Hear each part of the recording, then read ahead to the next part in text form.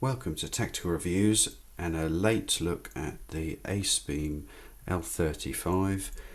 This particular sample was sent well before the actual release of the light, and thanks to various delays and inspections, the outer packaging was completely destroyed and the light has literally just turned up. So I haven't got a box to show you, but these are the contents. So we'll just quickly go through these before we take a more detailed look at any of the individual parts. So we have a warranty card, a warning card, this is a high power output light, the user manual, a little USB-C cable, just looks like if you've got limited USB ports, you're able to have an expansion here, so you just put that in and your other cable in there and you can charge the cell of the L35.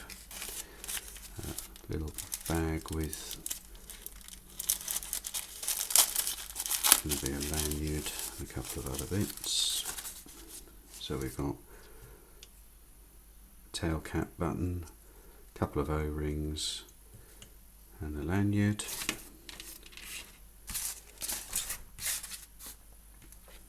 And the light and the holster, we'll just zoom in and have a closer look. So first of all, a closer look at the holster that comes with the light. You see Acebeam's label. So we've got a D-loop hanger, a loop that's Velcro closed, and a fixed loop.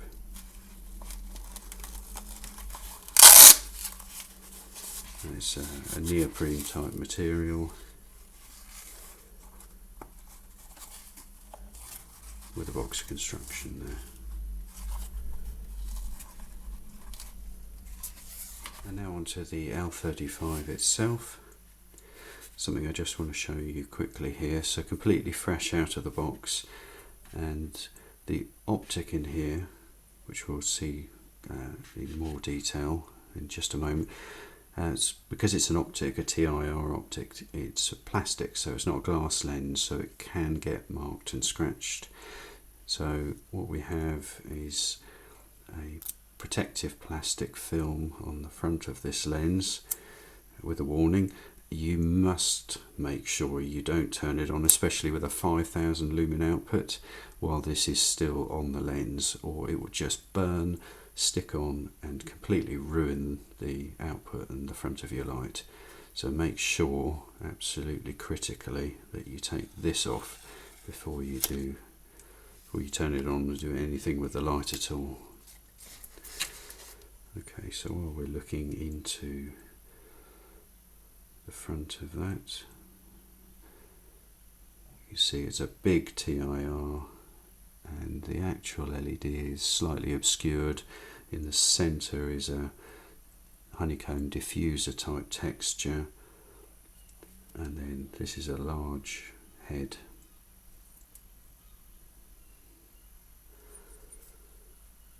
So a very nicely finished strike bezel,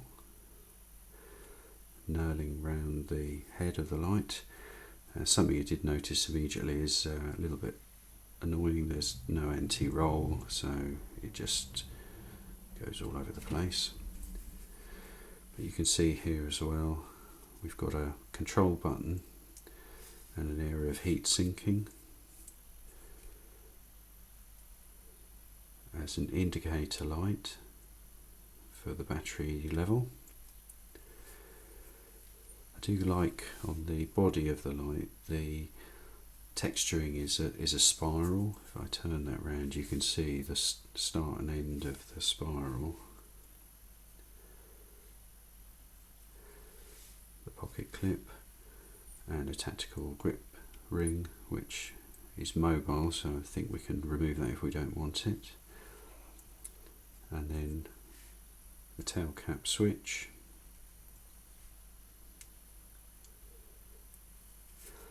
Let's have a quick look inside.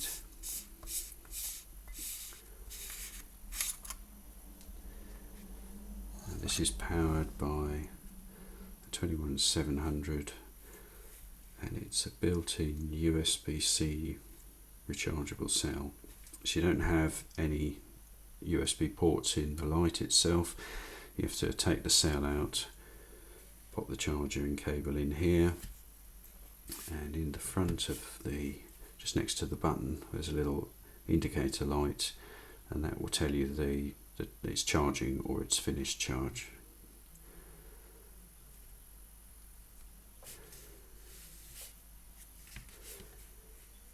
So we've got that off. Have a look inside the tail cap. Now this is something I spotted. I'm intending to attempt parasitic drain measurement. This light is definitely using electronic switching. If we pop the cell back in,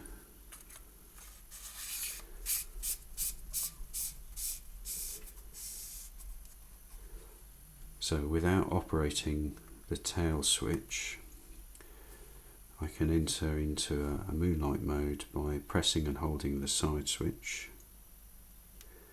You can just see that that's come on. That's in the moonlight mode. So for it to do that, you might also just be able to see the green light in the indicator. We're not reliant on an actual mechanical switch in the tail. And a half twist can actually do a complete physical lockout, and there's no function of the light at all at this point. But what this does lead me to, so electronic switching, I would normally measure the parasitic drain. I'm not sure whether I'm going to be able to, but let's see. So inside we've got the main negative contact spring, and we have an extra little contact just here, and also the exposed aluminium shelf just at the bottom of the thread there. And whether or not you can spot this in the video, I think there's enough resolution to see. We actually have two contacts on the end of the battery tube. So there's a little shelf, just a step here, and if you go up the thread, just there, I'm pushing this probe onto the top of one of the contact surfaces. That would be the one that contacts just in here, the whole circular contact, and then just raised just up out of the battery tube is another inner tube, and that has a contact surface, which is what this little spring contact is touching. So my logical thought process here is that, considering this is a high power 5000 lumen output light with a 21700 cell, there's no way that this small contact here is going to take that the current required. So I would expect that while the main power is flowing, it's going through this contact and the full circular contact that's touching this first ring. So it might enable me to take the measurement, we'll see. But what it means is we've got 3 different contacts in the tail rather than 2.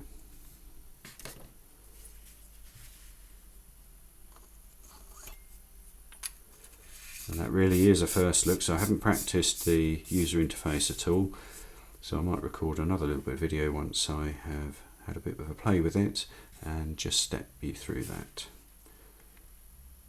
Okay, so you join me in an attempt to measure the parasitic drain of the L35 from Acebeam. What I've got here is one contact clipped to the spring contact in the tail cap, and the other end of that I'm going to put onto the end of the cell. Then, making the assumption that I went through earlier in the video, I'm going to apply the other contact to the top of the ring, and while doing so, I take the other multimeter probe and pop it onto the inside.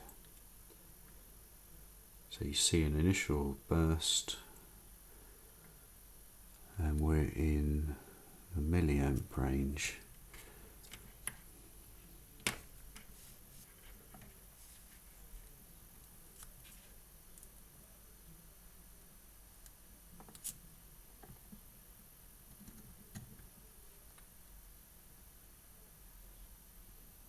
So 0.18 milliamps. Let's change the range.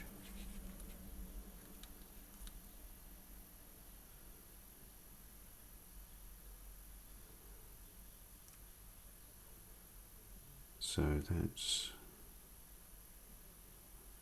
relatively high at 182 microamps. Of course, I'm not including the control circuitry, so it is possible that adding the extra connection in might change the power draw, but without another pair of hands, that's not going to happen.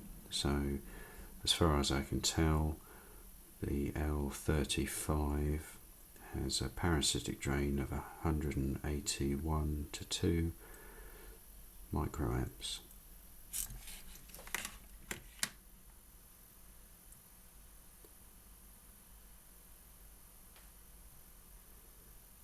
Just a little bit of video evidence. I've got the third contact connected and the parasitic drain is still 182, 183 microamps.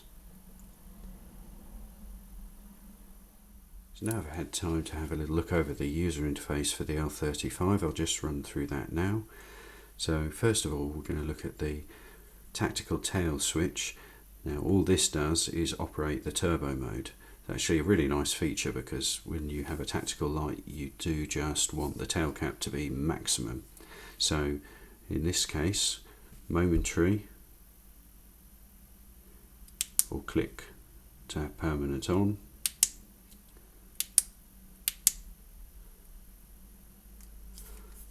So after that we move on to the side switch. So just first of all, I've already shown if you press and hold, you go into the moon mode, the lowest output, and just tap once to go off. So having not used press and hold, but if I just tap the side switch, we come onto the last memorized mode. From this point I can double tap to turbo, double tap back to the last memorized mode. If I press and hold the switch while it's on, it goes through each of the mode. You just let go when you've reached the one you want. So I've picked low. A single tap is on off.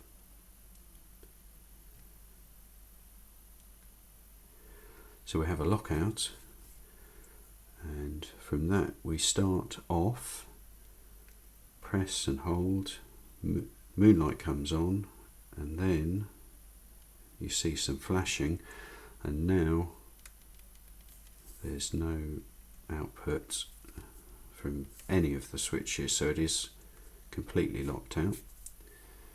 And to reactivate, press and hold, and we're on to moon mode. Just single tap off, single tap, and we're back into the last memorized mode. And if you want it, there is a strobe, which is a triple click.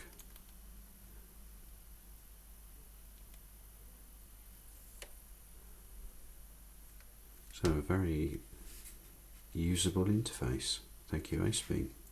Just one final part of the video review. Just wanted to show you the fit into the holster. It's actually a little bit on the tight side. So when you close the holster up and have the Velcro lined up like so, so none of the hook material is visible, you actually won't be able to fit the light in that far. So we have the tactical grip ring fitted, Might be slightly different if that's off. So tail will fit into the holster.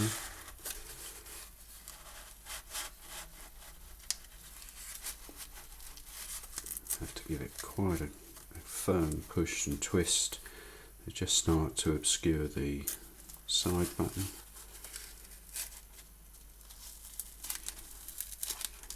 And we've just got a little sneaky bit of hook showing, which might catch on things.